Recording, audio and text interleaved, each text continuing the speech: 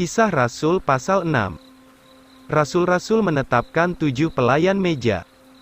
Ayat 1, maka pada hari-hari itu, ketika jumlah murid berlipat ganda, timbullah suatu persungutan antara orang Yahudi keturunan Yunani terhadap orang-orang Ibrani, sebab janda-janda mereka dilalaikan dalam pelayanan sehari-hari.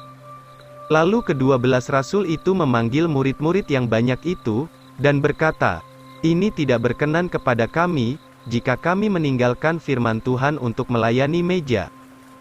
Karena itu saudara-saudara, carilah dari antaramu 7 orang yang mempunyai kesaksian yang baik, penuh Roh Kudus dan hikmat, yang dapat kami tetapkan untuk tugas ini.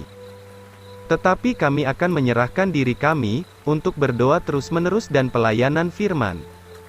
Dan perkataan itu berkenan kepada sekalian orang banyak itu, lalu mereka memilih Stefanus, seorang yang penuh iman dan Roh Kudus, dan Filipus, Prokhorus, Nikanor, Timon, Parmenas, dan Nikolaus, seorang penganut agama Yahudi dari Antiokhia. Mereka ditetapkan di hadapan rasul-rasul, dan sesudah berdoa, mereka menumpangkan tangan ke atasnya. Maka firman Tuhan bertambah-tambah, dan jumlah murid-murid di Yerusalem berlipat ganda sangat banyak, bahkan sejumlah besar imam bertaat kepada iman.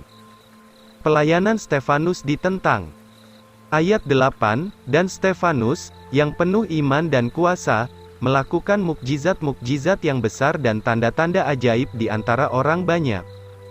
Lalu bangkitlah beberapa orang dari sinagoga, yang dinamakan sinagoga orang Libertini, dan orang Kirene, orang Alexandria, dan mereka yang dari Kilikia dan dari Asia, berbantah-bantah dengan Stefanus. Tetapi mereka tidak dapat melawan hikmat dan roh yang olehnya ia berbicara. Lalu mereka dengan sembunyi-sembunyi menghasut beberapa orang.